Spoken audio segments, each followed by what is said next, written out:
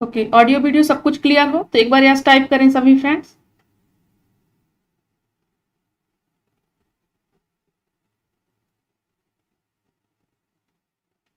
अगर audio video सब कुछ क्लियर है तो एक बार थम्स अप दिखाएं।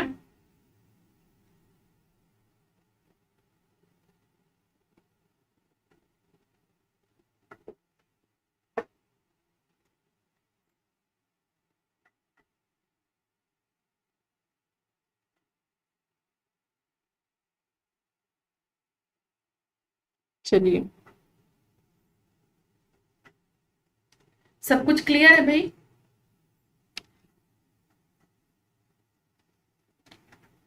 चलिए,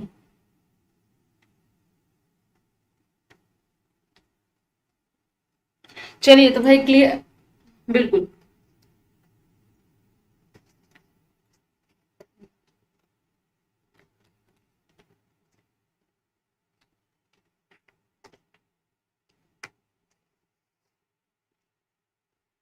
चलिए, good morning all of you.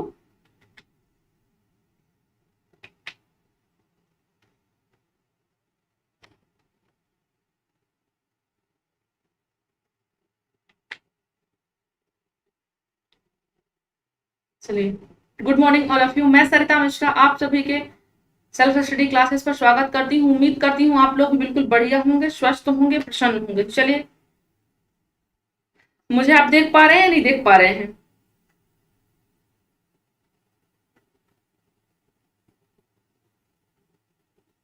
चलिए, सब कुछ क्लियर है ना? क्लास स्टार्ट करते हैं। चलिए,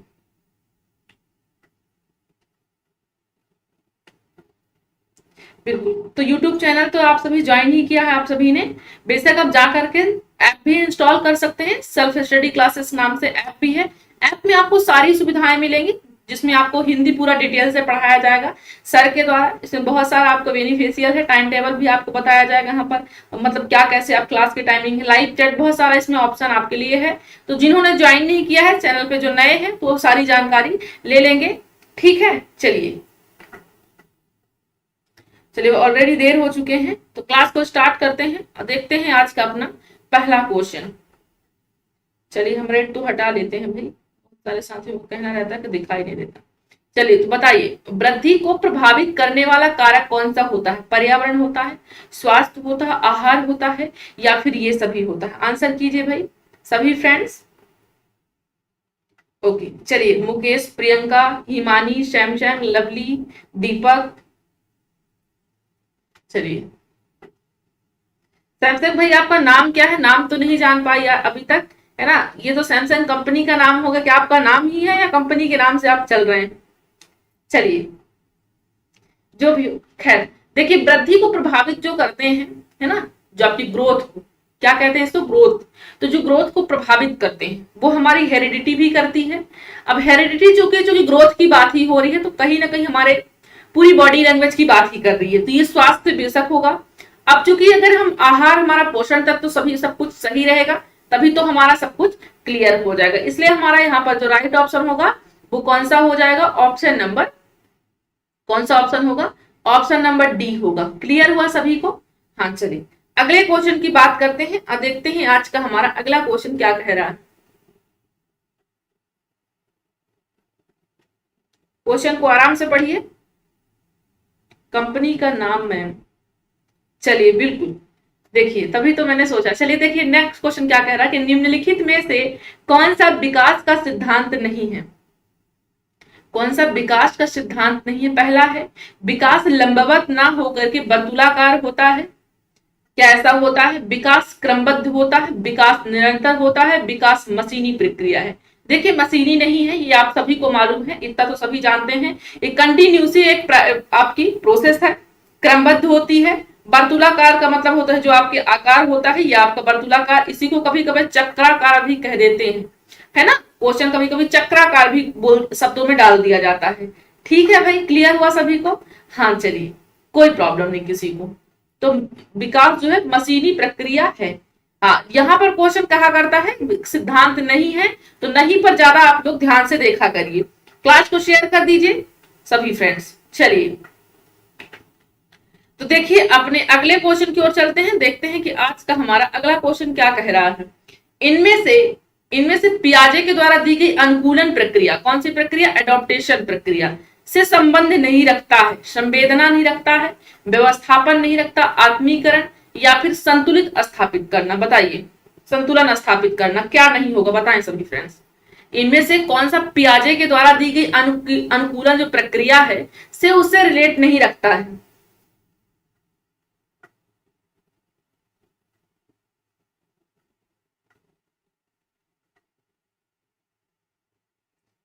चलिए भाई क्लास को शेयर कर दीजिए, है ना, क्लास को शेयर कर दीजिए, कम से कम अपना 50 से 60 ले जाया करिए। नहीं क्लास अगर आप लोग का ऐसे ही रिस्पॉन्स रहा तो फिर उतना मोटिवेशन मुझे भी नहीं मिलता, है ना। हाँ बिल्कुल, तो फिर आप आगे के प्रोसेस आप समझ सकते हैं क्या कहना चाहती हूँ, ठीक है, ज्यादा नहीं बोल रही हूँ। देखिए जो अनुकूलन है, एडॉप्टेशन है ना, वातावरण में एडजस्टमेंट है, कौन सा रिलेट नहीं करता है, बताइए। तो देखिए संवेदनाएं अलग, संवेदनाएं तो आपका एक दुख है ना, एक आपकी भावनाएं हैं, जिनका आंसर भी क्या आ रहा है, 3 का डी आ रहा है, गलत है। व्यवस्थापन वही है, समायोजन एडजस्टमेंट है, तो ये तो आपके अनुकूलन के प्रकार में ही आता है, 2 आता है, एसिमिलेशन एंड एकोमोडेशन। आत्मीकरण भी यहाँ पर आता है, आत्मीकरण का मतलब है अपने आप में आत्मसात कर लेना, आत्मसात्वीकरण भी आपको कहीं किसी किसी किताबों में मिलेगा, है ना, आत्मसात्वीकरण, ठीक है। हाँ तो ये तो आपका बिल्कुल सही होगा। संतुलन स्थापित करना, ये कहने का मतलब है कि जो कहने का मतलब है कि जो आपका एडॉप्टेशन को सब कुछ क्लियर कर लेता है, बैलेंस बना लेता है, उसको हम क्या कहते हैं कि जो वो बैलेंस स्थापित कर लेता है। रविवार को मैराथन हुई थी क्या मैम? नहीं मैराथन नहीं हुई थी, मेरी तबीयत सही नहीं थी, ऑलरेडी अभी तबीयत खराब ही चल रही है, बट फिर भी हम क्लास कंटिन्यू कर रहे हैं। जिस दिन बहुत ज्यादा हो जाएगा उस दिन तो आप करना ही पड़ेगा, बट अभी कंटिन्यू चल रहे हैं, ज्यादा मतलब कुछ ठीक हूं पहले से, इसलिए क्लास आपकी चल रही है। संवेदनाएं नहीं होगा, ये आपकी ये एक इमोशन है, संवेदनाएं भावनाएं हैं एक, है ना। हाँ ऑप्शन नंबर ए होगा बिल्कुल। मैम कैसी है आपकी तबीयत? अब तो थोड़ा बेटर फील कर रही हूँ, इसलिए क्लास ले पा रही हूँ आप सभी की, है ना। चलिए बिल्कुल, आपको ये क्वेश्चन थोड़ा सा आपको क्या कहेगा, परेशान तो नहीं कहना चाहिए। तो बताइए इनमें से एक विकास का सिद्धांत कौन सा नहीं है? निरंतर प्रक्रिया, गतिशील प्रक्रिया, पूर्व कथनीय प्रक्रिया या फिर प्रतिबलय प्रक्रिया, कौन सा ऑप्शन होगा?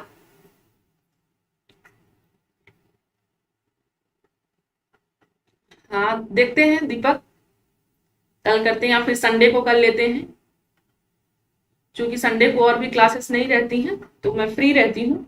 आपको हमको आपकी क्लास नहीं मिली, दोस्त ने कॉल करके लिंक शेयर किया है। ओके ममता, चलिए भाई, कम से कम मैं बिल्कुल खुश नहीं हूं आप सभी से, 30+ आप सभी हैं, आपको कम से कम आज 80 जाना होगा, तब तो आपको क्लास कंटिन्यू रखेगी, है ना। ये मेरे ऊपर डिपेंड है कि क्लास देनी या नहीं देनी है। अगर मुझे उत्तर रिस्पॉन्स क्लास से नहीं मिल रहा है तो इसका मतलब आप लोग को क्लास पसंद नहीं आती। अब जब क्लास पसंद नहीं आती तो मेरे मेहनत करने से कोई मतलब है क्या? फिर तो हम हिंदी बस की क्लास देंगे, ठीक है। तो अगर आपको क्लास चाहिए डेली तो आपको क्लास को शेयर भी करना होगा, ठीक है। चलिए क्या होगा हमारा राइट ऑप्शन, यहाँ पर ऑप्शन नंबर डी हो जाएगा। बाकी पूर्व भी होता है, गतिशील भी होता है, निरंतर भी होता है, डी ऑप्शन होगा।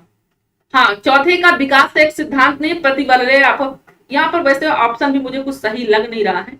निरंतर प्रक्रिया तो कंटिन्यू चलती है, गतिशील भी होती है, ये भी आपको। पूर्व कथनीय प्रक्रिया का मतलब है कि आपका जो विकास होता है पूर्व से रिलेटिव ही होता है। अगर आपके पूर्व में बॉडी लैंग्वेज में कोई ना कोई अगर बीमारी है या फिर कह लीजिए कि कोई वीकनेस है तो वो आपको कहीं ना कहीं परेशान ही करेगी, ठीक है।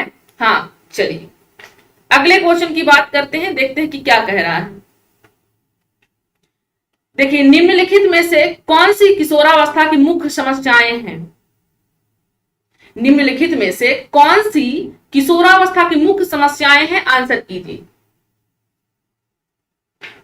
संवेगात्मक समस्याएं हैं, समायोजन की समस्याएं हैं, शारीरिक परिवर्तन की समस्याएं हैं या फिर उपयुक्त सभी है। मैम अगर आप कम से कम 30 क्वेश्चन रखोगे तो क्लास में ज्यादा बच्चे आएंगे, क्योंकि पेपर में 30 क्वेश्चन आते हैं। कल 30 क्वेश्चन ला के देखो। चलिए भाई कल ला के देते हैं, देखते हैं, ठीक है दीपक, कल हम 30 क्वेश्चन रखेंगे, ठीक है। हाँ कल हम 30 क्वेश्चन ला करके देखते हैं और देखते हैं आपकी क्लास में संख्या क्या है, ठीक है। चलिए इतना रिस्क हम कल ले रहे हैं, ठीक है दीपक, लेकिन आपको बिल्कुल 100 पार जाना होगा कल, ठीक है। हाँ बिल्कुल ठीक है। अब ये आप लोग ही नहीं कहा है, इसलिए हम कल यहाँ पर 30 क्वेश्चन रखेंगे, और आपके अगर 100 प्लस नहीं रहते हैं तो फिर आपके 20 में फिर से आ जाएंगे, ठीक है। चलिए देखिए, संवेगात्मक समस्याएं हैं, समायोजन की समस्याएं हैं, शारीरिक परिवर्तन की समस्याएं हैं, या फिर उपयुक्त उपयुक्त सभी हो जाएगा, है ना। हाँ बिल्कुल उपयुक्त सभी हो जाएगा। चलिए सभी समस्याएं आपके किशोरावस्था में आती हैं। चलिए अगले क्वेश्चन की बात करते हैं, देखते हैं कि हमारा अगला क्वेश्चन क्या कह रहा है।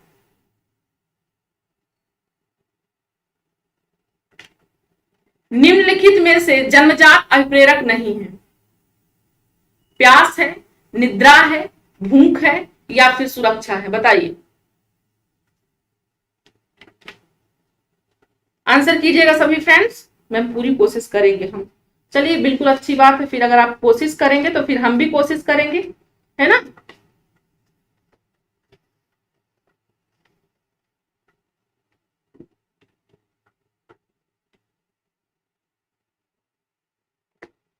चलिए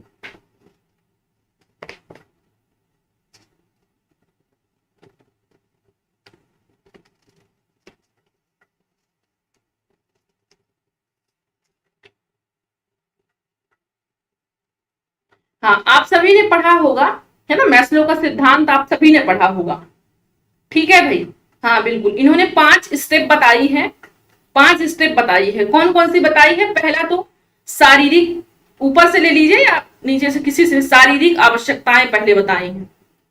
जैसे कि नोट कर लीजिएगा, मैस्लो का ये सिद्धांत है, मैस्लो का सिद्धांत, आवश्यकता सिद्धांत, ठीक है। चलिए पहला स्टेप उन्होंने बताया शारीरिक आवश्यकताएं। शारीरिक आवश्यकताएं में क्या क्या आएगा आपका, या इसी को जैविक जैविक आवश्यकताएं भी कहते हैं कभी कभी।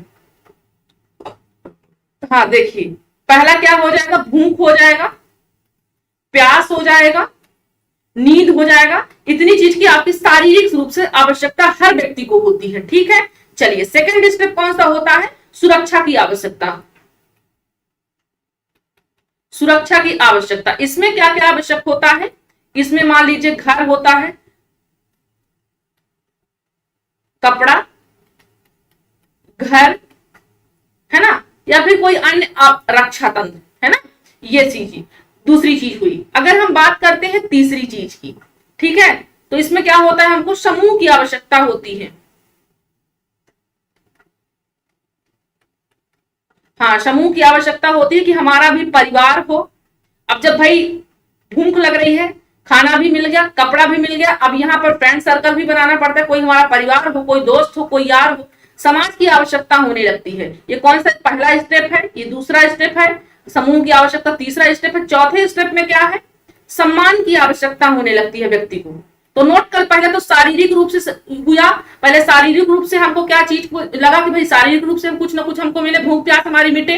दूसरी चीज, जब शारीरिक रूप से हम मेंटेन हुआ तो हमको सुरक्षा की भावना जागृत होने लगी। तीसरा हमको समूह की भावना होने लगी। चौथा हमारा सम्मान, मतलब साथ साथ से ही सब कुछ आ रहा है, सुरक्षा है, समूह है, सम्मान है। सम्मान में लगता है कि सगे संबंधी, हमारा सगे संबंधी जो हो वो हमारे क्या करे, सम्मान दे हमको, ठीक है। ये सारी चीजें उसमें उत्पन्न होने लगती हैं। फिर जो आपका लास्ट होता है आत्मसिद्धि, आत्मसिद्धि का आवश्यकता। इसमें क्या होता है, इसमें जैसे आपने पढ़ा होगा ना, ईद ईगो सुपर ईगो, तो इसमें सुपर ईगो आ जाता है ना। इसमें नैतिकता आ जाती है कि छोड़ो भाई ये सब मायाचार है ना। इतनी सारी चीजें 5 प्रकार की इन्होंने 5 स्टेप मैस्लो जी ने बताया है। तो सभी को अगर क्लियर हो गया हो तो हम बिल्कुल नेक्स्ट चल सकते हैं। हाँ ठीक है। और जो ये आपकी आत्मसम्मान की सिद्धि है, इसको उच्च स्तरीय आवश्यकताएं बताया गया है ना। चलिए अगले क्वेश्चन की ओर हम चलते हैं। सॉरी मैम लेट हो गई, कोई बात नहीं, कोई बात नहीं। चलिए शेरनी है, शेरनी जब भी आएगी, है ना, तो बिल्कुल लोगों को ऑलरेडी डरा ही देती है। हाँ चलिए भाई, ओके, तो क्या हो जाएगा हमारा यहाँ पर, सुरक्षा हो जाएगा। जन्मजात अनुप्रेरक नहीं है ना, अर्जित है, ठीक है। चलिए अगले क्वेश्चन की ओर चलते हैं। बाल विकास की दृष्टि में निम्न में से कौन सी युक्ति महत्वपूर्ण है? अब जैसे मैंने आपको जस्ट पहले बताया है ना, मैंने जो आपको जस्ट पहले बताया है, ये जन्मजात प्रेरक और ये आपका अर्जित प्रेरक, अब इतने में ही 5 स्टेप में ही आपको निकाला जाएगा। एक तो जन्मजात माना जाएगा और दूसरा अर्जित माना जाएगा। जन्मजात का मतलब जन्म से आप लोग समझ जाते हो कौन सा जन्मजात है, कौन सा आपका अर्जित है। जन्मजात का मतलब है कि जो हर एक व्यक्ति में नेचुरल पाया जाए। भाई भूख लगी है तो हर एक व्यक्ति को लगेगी ना, हमें ना आपको, ऐसा नहीं है कि हमें बस लग रही है आपको बस लगती है, ये नेचुरल है तो ये जन्मजात होगी। और जो भी नेचुरल जो भी चीजें नहीं होगी वो सारी चीजें आपकी अर्जित होंगी, मतलब आप उसे दुनिया से एक्वायर करना चाहते हो। ठीक है, चलिए अगले क्वेश्चन की ओर बात करते हैं। भाई क्या कह रहा है, बाल विकास की दृष्टि में कौन सी युक्ति महत्वपूर्ण है? वंशानुक्रम, वातावरण, भोजन एवं पोषण, प्रेम एवं देखभाल, वंशानुक्रम एवं शिक्षा, बताइए।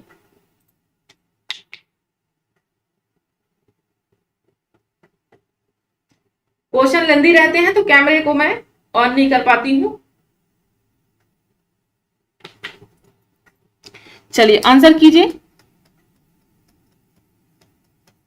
क्या होगा? बाल विकास की दृष्टि में कौन सी युक्ति सबसे महत्वपूर्ण होगी?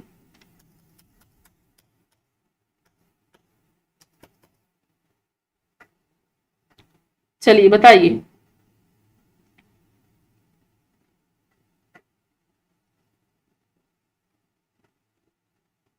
बिल्कुल, कौन सी हो जाएगी आपकी यहां पर? वंशानुक्रम एवं वातावरण हो जाएगी। ठीक है, ऑप्शन नंबर ए। चलिए अगले क्वेश्चन की बात करते हैं, देखते हैं कि क्या कह रहा है हमारा अगला क्वेश्चन। निम्न वंशानुक्रम में नियमों में एक नियम बेमेल है। निम्न वंशानुक्रम यहाँ पर दिए हुए वंशानुक्रम के नियम दिए गए हैं नीचे, जिनमें से एक ऐसा नियम है जो कि बेमेल है, मतलब उसका मेल नहीं खाता है बाकी 3 नियम से, एक ऐसा नियम इसमें इंक्लूड है, तो उसे पहचानिए जो कि वंशानुक्रम का नियम नहीं। बताइए, समानता का नियम, भिन्नता का नियम, निरंतरता का नियम या फिर प्रतिगम का नियम, बताइए।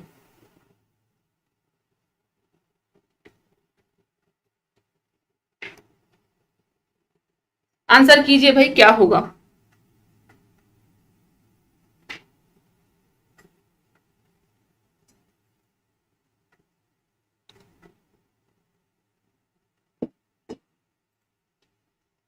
कम से कम 50 से 60 तो शेयर कीजिए आप सभी लोग, कम से कम 50 से 60 आज तो शेयर कीजिए, है ना, मेरा भी मनोबल बढ़ाइए और अपना स्वयं।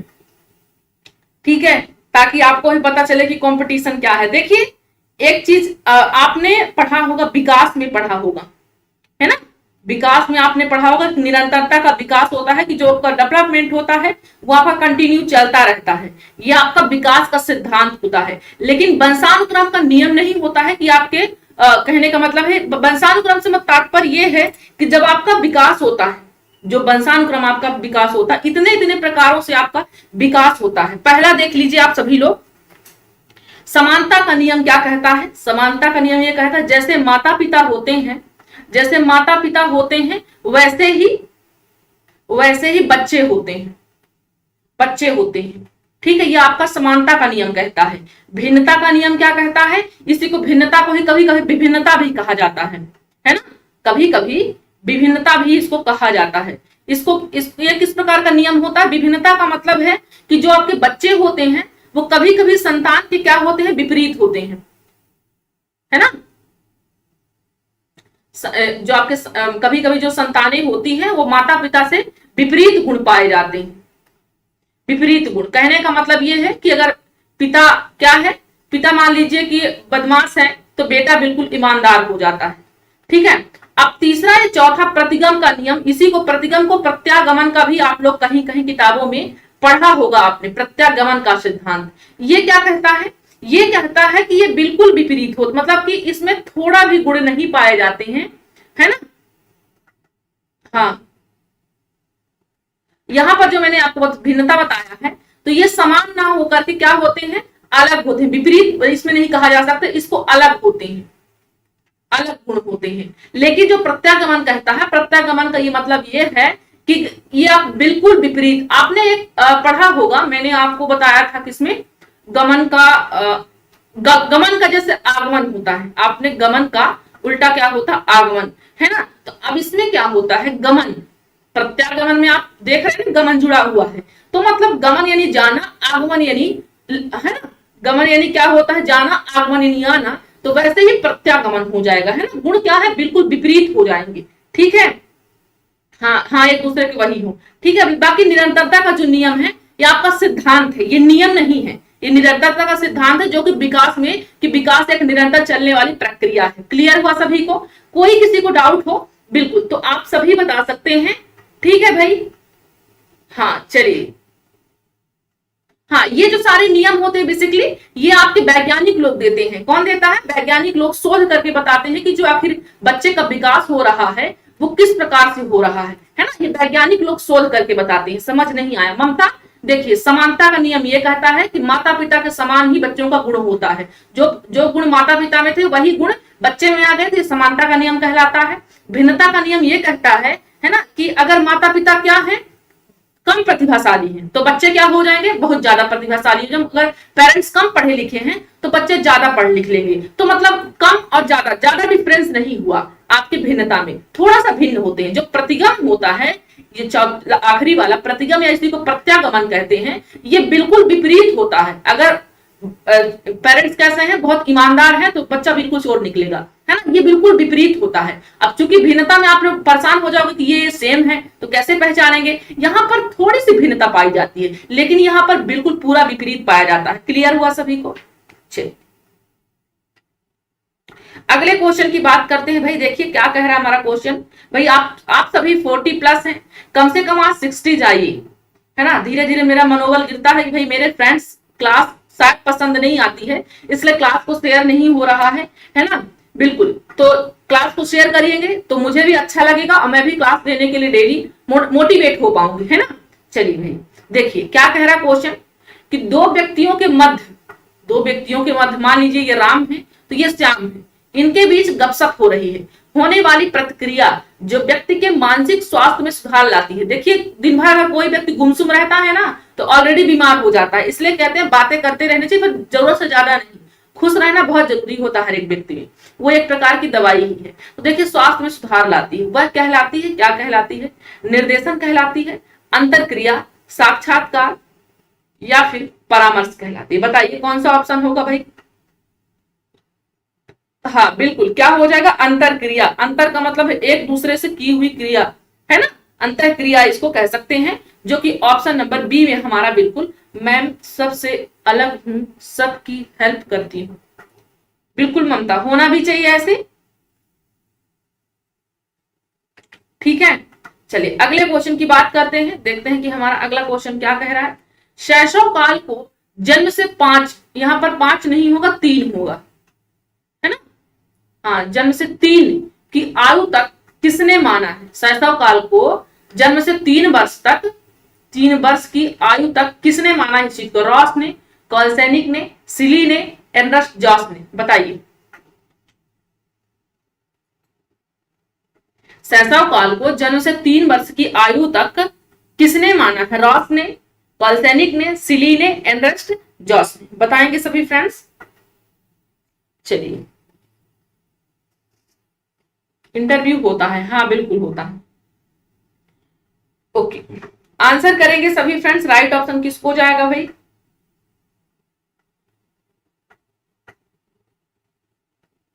देखिए सबसे पहले जान लीजिए रॉस ने कितने प्रकार की अवस्थाओं का वर्गीकरण किया है। कितने प्रकार का किया है, 4 प्रकार का। जैसे मैंने आपको हर लाख का 10 प्रकार बताया है, अवस्थाओं को उन्होंने बांटा है, रॉस ने 4 प्रकार बांटा है। कौन कौन से बांटा है। पहला शैशवावस्था, शैशवावस्था कब से कब तक इन्होंने बताया है, जन्म 1 से 3 वर्ष, या इसी कह सकते हो, या 1 से 3 वर्ष, कहीं कहीं जन्म से भी मिल जाता है तो आप 1 से 3 वर्ष ही मान लो, ठीक है। जन्म मत लिखो आप, 1 से 3 वर्ष ही मान लो शैशवावस्था, ठीक है। 1 से 3 वर्ष, 1 से 3 वर्ष है। दूसरा जो हो जाएगा आपका पूर्व बाल्यावस्था, पूर्व बाल्यावस्था 3 से 6 वर्ष। तीसरा जो है 6 से उत्तर बाल्यावस्था, 6 से 12 वर्ष। चौथी एज है आपकी किशोरावस्था। किशोरावस्था को 12 से 18 वर्ष। इन्होंने इतनी ही वर्षों का वर्गीकरण किया, इतनी ही अवस्थाओं को बताया। किसने? रॉस ने, 4 प्रकार से। हाँ, जन्म से 3 वर्ष, या किसी अलग अलग किताबों में अलग अलग राइटर ने अलग बताया। कोई 1 से 3 वर्ष बताते हैं, कोई जन्म से 3 वर्ष। वैसे आप बेसिकली जन्म से 3 वर्ष ही ले लो, है ना। हाँ, देखिए रॉस ने तो 4, ऐसे ही जोन्स ने भी बताया है ना। जोन्स ने भी बताया है। जोन्स ने कितने प्रकार का बताया है?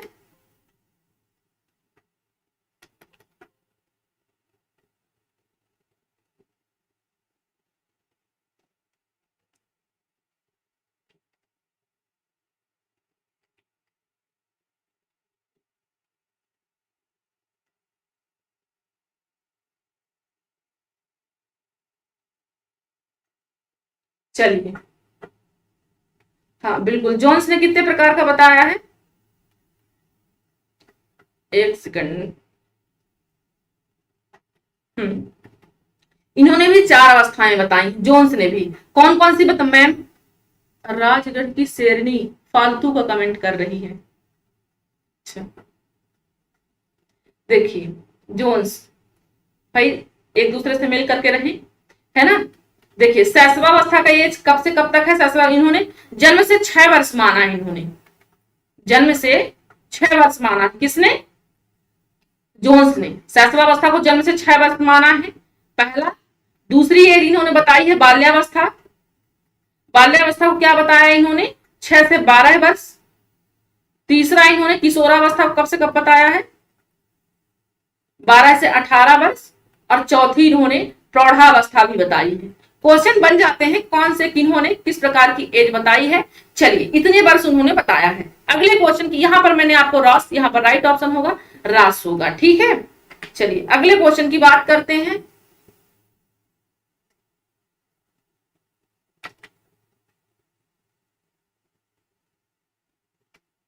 कोई बात नहीं, कोई बात नहीं है।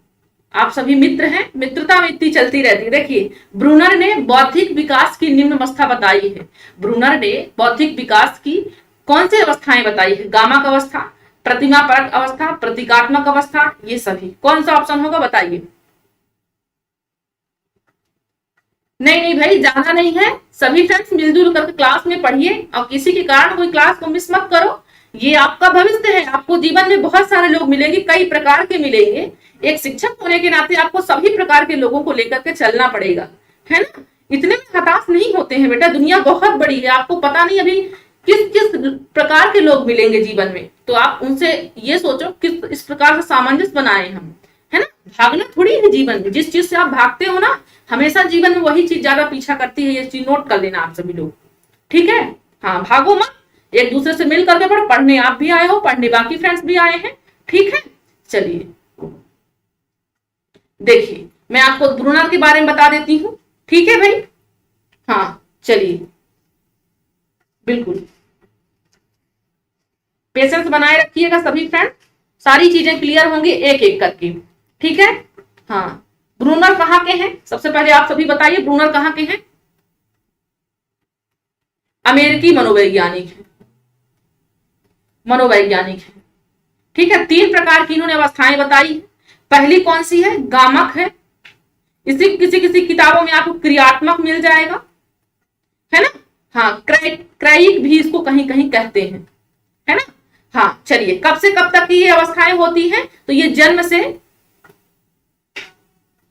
से 18 वर्ष, सॉरी 18 वर्ष नहीं भाई, 18 माह तक, यानी जन्म से 1.5 साल तक, ठीक है। हाँ, यहां पर बच्चा क्या करता है? मान लीजिए चलना, रोना, चिल्लाना, इन सारी एक्टिविटी से वो अपना काम निकालता है। यहाँ पर जो बच्चा काम करता है जन्म से 18 माह तक, वहां पर चलने के मतलब द्वारा, रोने के द्वारा, चिल्लाने के द्वारा, इस प्रकार से ये एक्टिविटी करता है। गामक का मतलब है कि अपनी स्वयं की बॉडी लैंग्वेज से जो एक्टिविटी करता है ना। हाँ, वो हुआ। दूसरे की अगर हम बात करते हैं, दूसरी अवस्था की, प्रतीकात्मक, प्रतिमात्मक। एक सेकंड वेट करें, मैं आ रही हूं, एक सेकंड।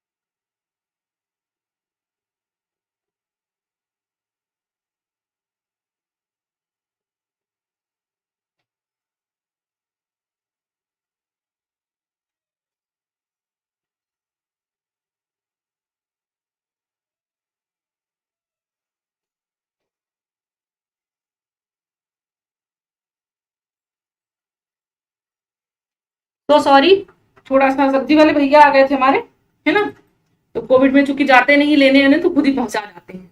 ठीक है, हाँ देखिए, कोई बात नहीं, सो सॉरी। ठीक है भाई, ओके। देखिए हमने दूसरी कौन सी एज बताई है, प्रतिमात्मक, है ना। हाँ, इसी को और क्या कहते हैं, आपने प्रतिमा पार्क देखा भी है ना।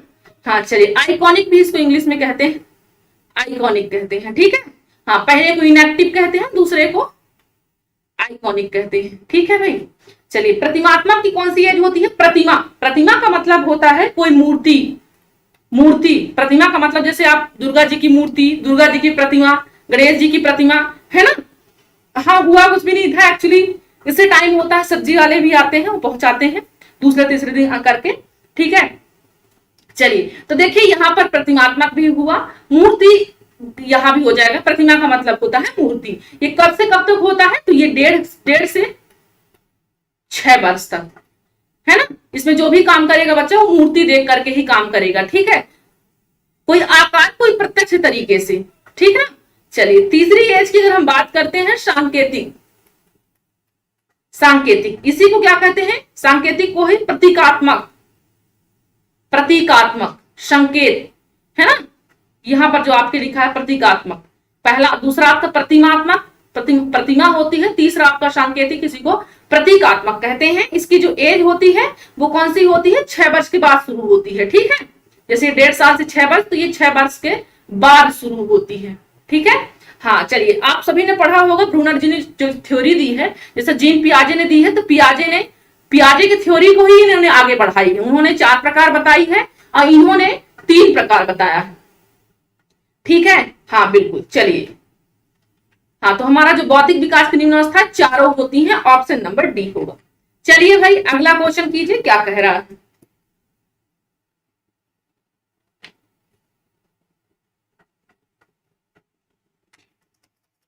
आंसर कीजिए, क्या होगा राइट ऑप्शन।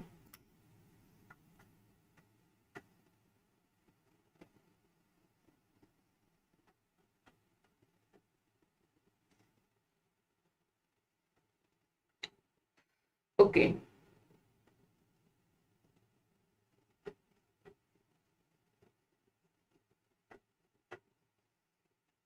चलिए भाई,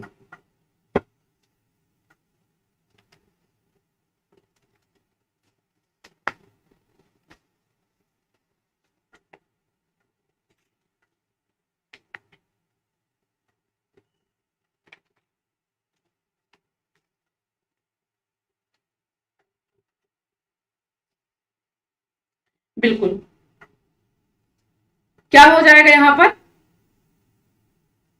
राइट ऑप्शन हमारा ऑप्शन नंबर ए, क्रोध हो जाएगा, है ना। युष्य होता है युद्ध करने की इच्छा। ए ऑप्शन बिल्कुल लगातार आ रहे हैं। एक बार मैं आपको थोड़ा सा बता देती हूँ, है ना। 14 प्रकार की मूल प्रवृत्ति इन्होंने मैकडूगल जी ने बताई है। पहली कौन सी बताई है, पहली मैं यहां पर लिख देती हूं, मूल प्रवृत्ति, और दूसरा संवेग। संवेग थोड़ा छोटा होता है, मूल जो प्रवृत्ति होती है, जैसे कि मान लीजिए आपका नाम कोई घर पे रामू है, तो आपका मूल नाम क्या हो जाएगा, रामू का मतलब स्कूल में आपका कोई बड़ा नाम हो जाएगा, है ना, घनश्याम हो सकता है। शॉर्ट में आपको घनु घनु घर में बोल देते हैं ना, बीनू जैसे किसी का लॉन्ग नाम है 2 से 4 शब्दों का, उसी को शॉर्ट करके घर पे बोल दिए। तो मूल ये शब्द ये होता है, बाकी इसका संवेग होता है। तो देखिए, पहला संवेग जो होगा भय, इसकी मूल प्रवृत्ति क्या है, इसको पलायन कहते हैं, इसी को भागने की प्रवृत्ति कहते हैं, प्रवृत्ति। अब आप लोग ट्रिक से ध्यान रखिएगा, क्योंकि क्वेश्चन तो बनते ही 100% बनता है। तो भय जब होता है ना, तो बच्चे अपने आप भागने लगते हैं। तो ये आपका ये भागने की प्रवृत्ति हुई कि नहीं हुई। जब भय आता है, कोई बाघ या शेर सामने आ गया, तो व्यक्ति भागने लगता है। तो पहला क्लियर हुआ सभी को, भय से भागना क्लियर हो गया। चलिए, दूसरा देखते हैं, क्रोध। दूसरा हम संवेग देते हैं क्रोध। क्रोध का क्या होगा, युयुत्सा,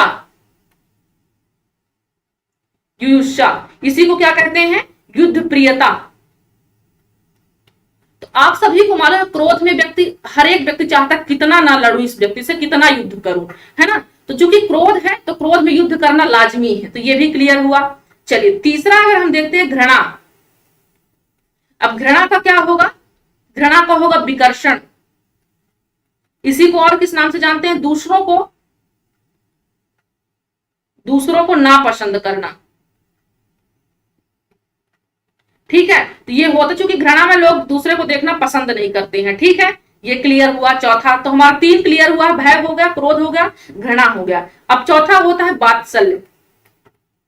वात्सल प्रेम भी होता है। वात्सल का तो बहुत सरल है, संतान, चूंकि वात्सल का मतलब संतान भी, छोटे छोटे बच्चे जब होते हैं तो ऑब्वियसली हम उनसे कितना प्रेम करते हैं, कितना लगाव करते हैं, है ना। संतान कामना हो जाएगा, संतान कामना हो जाएगा। इसी को शिशु रक्षा भी कहते हैं। अब जो वात्सल्य है, वात्सल प्रेम होता है, क्योंकि भगवान राम जब छोटे थे तो उनको वात्सल प्रेम के तहत उनको समझाया गया था बहुत सारी स्टोरी किताबों में। ठीक है, हाँ, तो बिल्कुल क्या हो जाएगा, संतान कामना हो जाएगा, शिशु रक्षा किसका हो जाएगा? वात्सल का। वात्सल छोटा बच्चा है ना, कहने का मतलब एग्जाम्पल ट्रिक है, तो ये शिशु हो जाएगा। क्लियर हुआ सभी को? चलिए अगला देखते हैं कष्ट।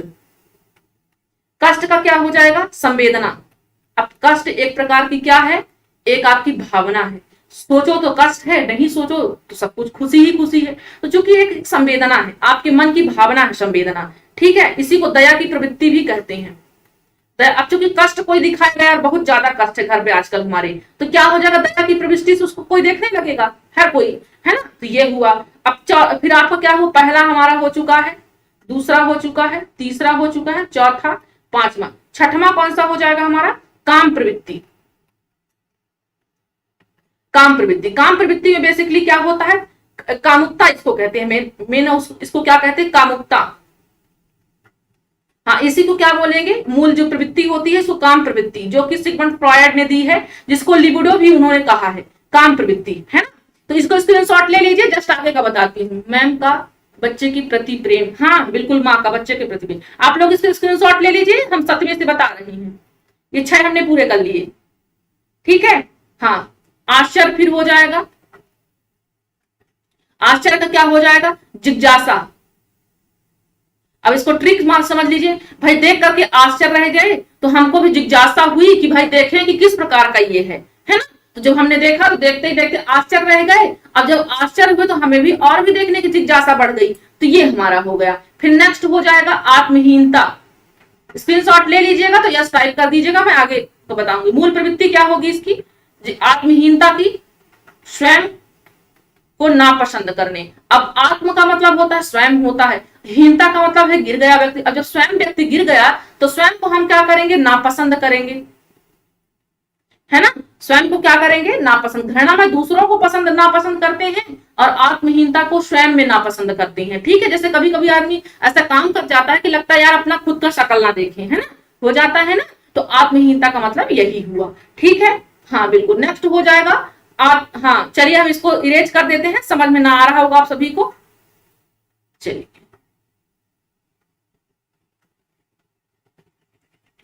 एक सेकंड, कोई बोर तो नहीं हो रहा भाई क्लास में? कोई भी बोर बच्चा हो रहा होगा तो हम क्लास को भाई आगे बढ़ा देंगे।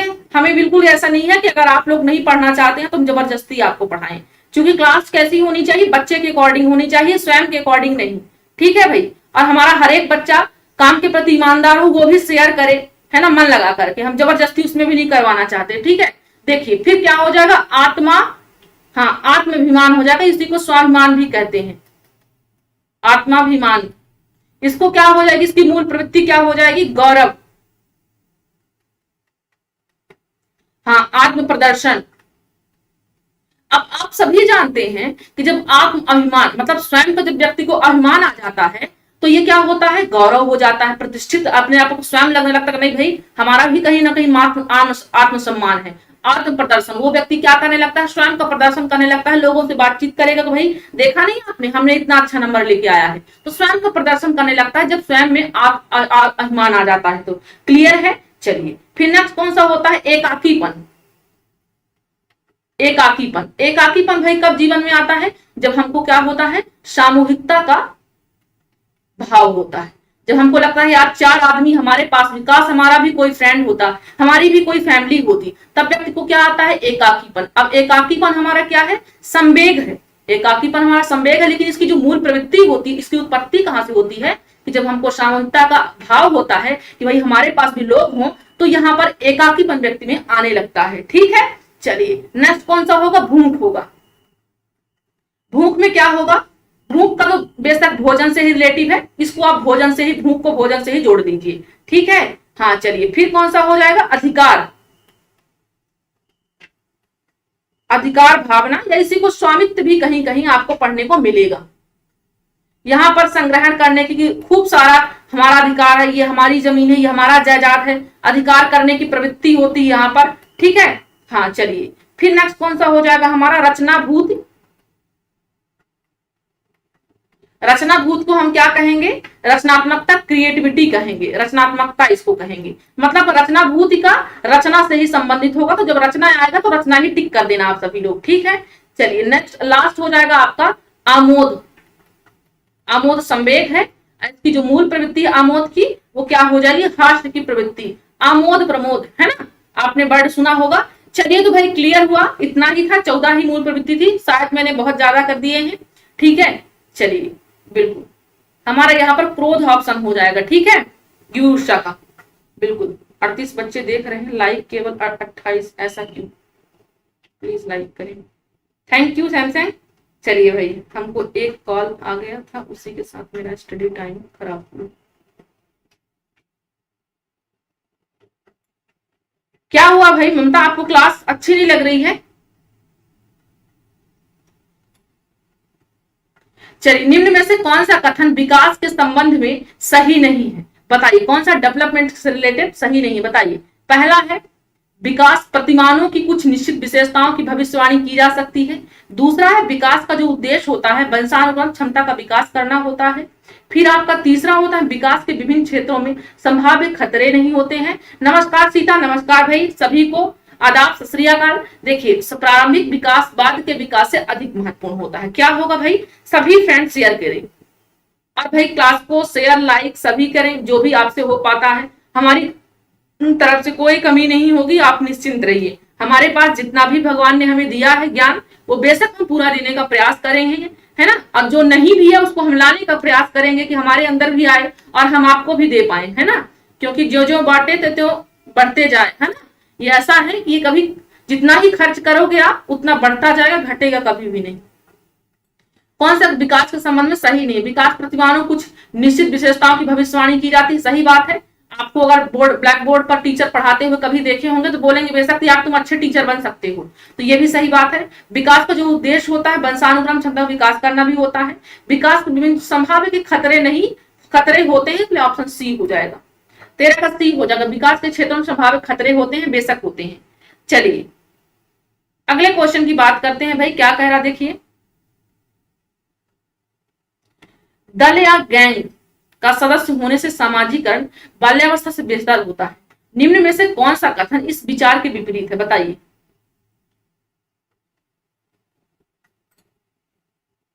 आप सभी लोग 50 भी नहीं हुए हैं, क्लास में 50 प्लस भी नहीं हुए हैं, है ना। चलिए, मैं तो सिर्फ अपने रिस्क से क्लास ले रही हूं भाई, ठीक है।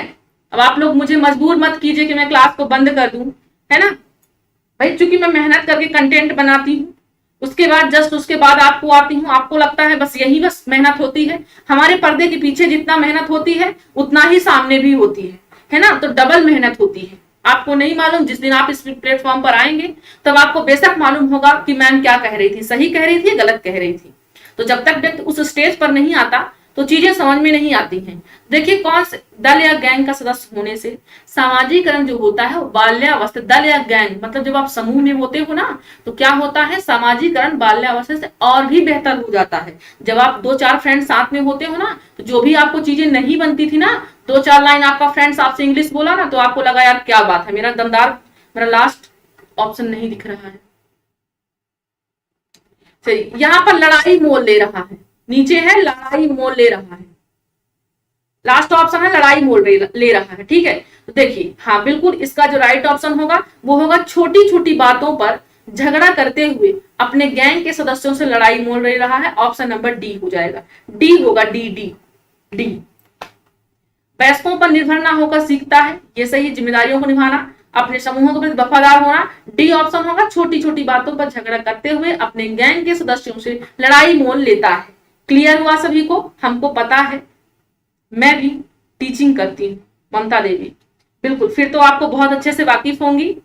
चलिए भाई अगला क्वेश्चन देखते हैं कि क्या कह रहा है। आप सभी 50+ भी हो जाएंगे तो मुझे उतनी खुशी होगी। 60 तो आप सभी अभी तक किसी भी दिन नहीं गए, आप लोगों ने नहीं किया है ना। चलिए फिर भी माँ अपने बच्चों से बहुत देर तक दुखी नहीं होती है ना, बहुत देर तक गुस्सा रह पाती है।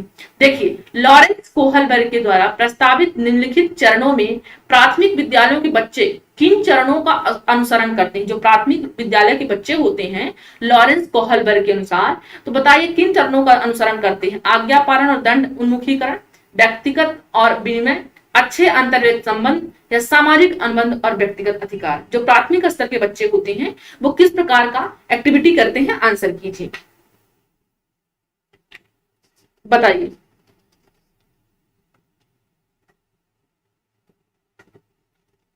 चलिए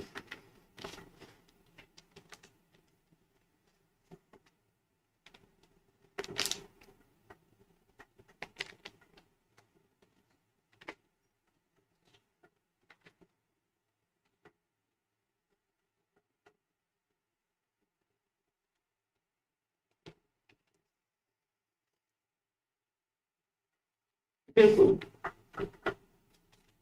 चलिए बिल्कुल राइट ऑप्शन क्या होगा भाई हमारा, सभी फ्रेंड्स बताएं। एक सेकंड इसको इरेज कर देती हूँ, थोड़ा सा मैं बहुत ज्यादा गोदागादी हो जाता है मुझसे, तो हो ही जाता है भाई बच्चों की तरह, छोटे बच्चों की तरह। चलिए बिल्कुल हमारा राइट ऑप्शन क्या हो जाएगा, ऑप्शन नंबर ए, आज्ञा पालन और दंड उन्मुखीकरण। हाँ मैम, संप्रेषण और अभिकथन का अर्थ बता दीजिए। संप्रेषण, संप्रेषण का मतलब होता है बातचीत करना। संप्रेषण का मतलब होता है प्रेषण, आदान प्रदान करना चीजों को, बातों को, ठीक है। और अभिकथन, कथन का मतलब यही है बातचीत है ना, बिल्कुल। हाँ ठीक है, देखिए 4 प्रकार के इन्होंने नैतिकता के स्तर बताए हैं, 4 नहीं बताए, 3 प्रकार के बताए, 3 प्रकार के, ठीक है। सभी के हर एक के 2-2 बताए हैं। पहला बताया इन्होंने पूर्व परंपरागत,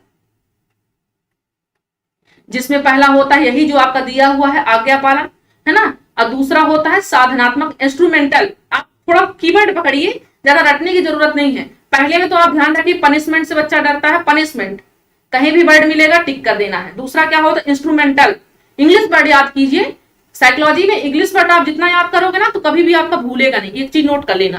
पहला पनिशमेंट, दूसरा इंस्ट्रूमेंटल। इंस्ट्रूमेंटल का मतलब होता है सामान का आदान प्रदान करना, है ना। चलिए बिल्कुल, दूसरा क्या हो जाएगा हमारा, दूसरा क्या हो जाएगा, एक सेकंड ये दूसरा क्या हो जाएगा,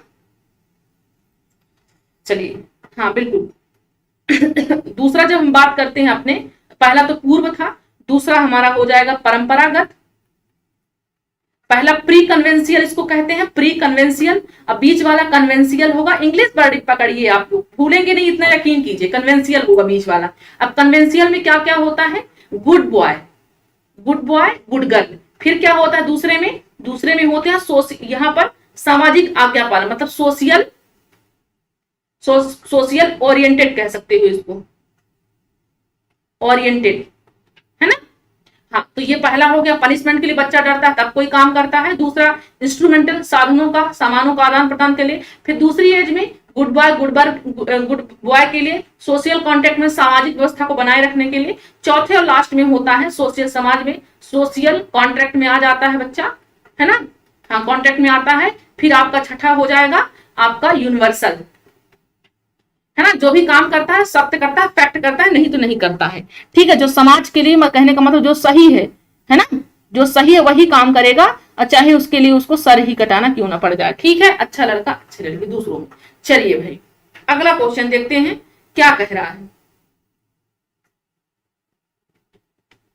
मूल प्रवृत्ति का सिद्धांत देने वाले मैकडूगल है, किलपैट्रिक है, थर्स्टन है, थॉमसन है। तो बिल्कुल मैकडूगल है, अभी हमने पहले बात की है, ठीक है भाई। चलिए अगला क्वेश्चन देखते हैं क्या कह रहा है। आज बच्चे साथ साथ जो कर सकते हैं वो कल अकेले कर सकते हैं। जो बच्चे आज क्या कर रहे हैं, साथ साथ जो कर सकते हैं वो कल अकेले ही कर सकते हैं। ये बात किसने कही है, पियाजे ने, हॉर्नेक्स ने, बाइकोर्सी ने, ब्रूनर ने। बताइए 3 में सही गलत निर्णय लेना।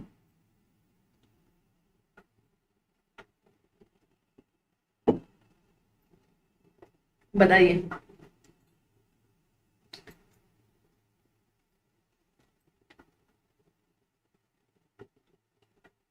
चलिए, कौन हो जाएंगे? आज बच्चे साथ साथ जो कर सकते हैं वो कल अकेले करेंगे, ये बात बायगोस्की ने कही।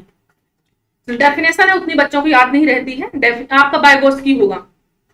चलिए अगले क्वेश्चन की बात करते हैं। डेफिनेशन उतने आसानी से याद नहीं होती है। मैं किसी दिन बुद्धि की परिभाषा, बहुत क्वेश्चन पूछी जाती, बुद्धि की परिभाषा पूछी जाती है, अधिगम की परिभाषा पूछी जाती है।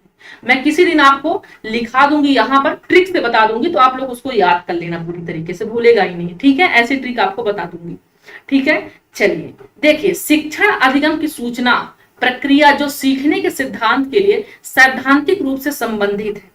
पहला है संज्ञानवाद, संज्ञानात्मक, व्यवहारवाद, क्षेत्रवाद, गेस्टाल्टवाद। बताइए, आपने कुर्ट लेविन की थ्योरी पढ़ी होगी, क्षेत्रवाद, है ना? व्यवहारवाद तो है ही है, थॉर्नडाइक है, स्किनर है ना? व्यवहार की बात करते हैं। गेस्टाल्टवाद कोहलर और कोफ्फा है। संज्ञानवाद जीन पियाजे हैं, है ना? जीन पियाजे हैं। ब्रुनर भी आपके संज्ञानवादी ही हैं, ठीक है? चलिए बताइए आंसर क्या होगा? हाँ, तो शिक्षण अधिगम की सूचना प्रक्रिया जो सीखने के सिद्धांत के लिए सैद्धांतिक रूप से संबंधित है, तो ये आपका संज्ञानात्मक ए ऑप्शन हो जाएगा, ए ऑप्शन होगा, ठीक है? चलिए अगला क्वेश्चन देखते हैं भाई। किशोरावस्था शैशवावस्था की पुनरावृत्ति है। जो किशोरावस्था होती है वो किशोर शैशवावस्था की पुनरावृत्ति है, ये किसने कहा है? एच ई जोन्स ने, विलियम जेम्स ने, गिलफोर्ड ने, एरिक्सन ने। बताइए क्या ऑप्शन होगा?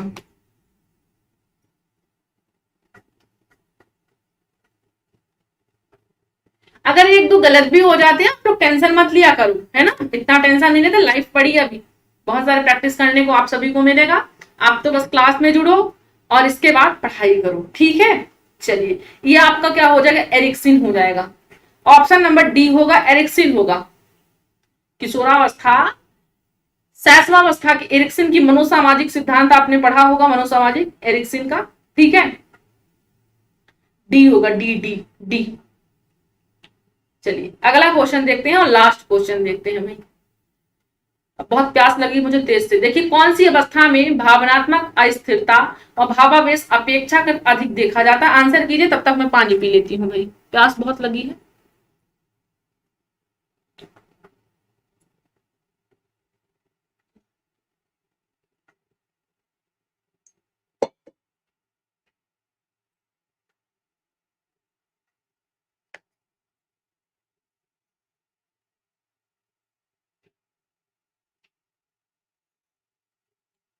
चलिए, कौन सी अवस्था में भावनात्मक अस्थिरता व भावावेश अपेक्षाकृत अधिक देखा जाता है?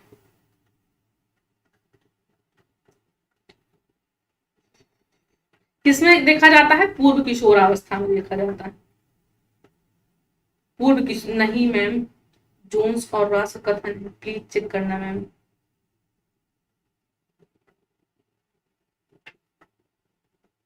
ओके सीता, बिल्कुल चेक करेंगे हम, ठीक है?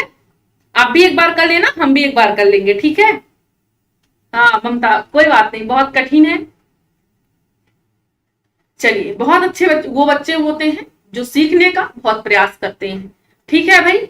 हाँ, ऐसा मत सोचिए किसी से गलती नहीं हो सकती है ना? चलिए बताइए। मुझे रंगोली बनाने का बहुत शौक है, तो मैं कहीं पर भी पाती हूँ तो रंगोली बनाने लगती हूँ भाई, है ना? चलिए, तो हमारा ऑप्शन जो होगा ए होगा।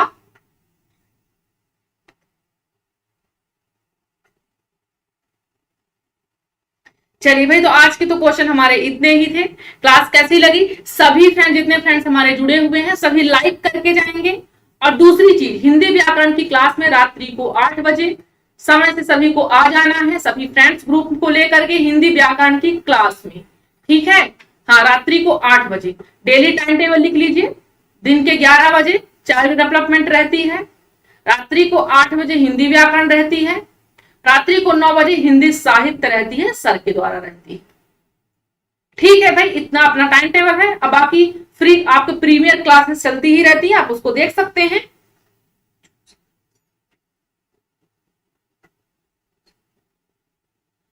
चलिए भाई, क्वेश्चन को बढ़ाया जाएगा, ठीक है, अपने मैनेजमेंट टीम से हम बात करेंगे, आप सभी की बिल्कुल बात रखी जाएगी।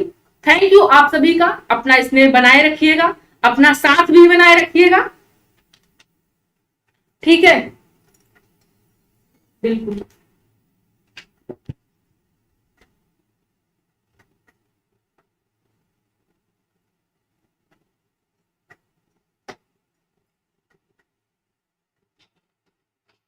ओके, चलिए, थैंक यू सो मच। जय हिंद, जय भारत सभी को।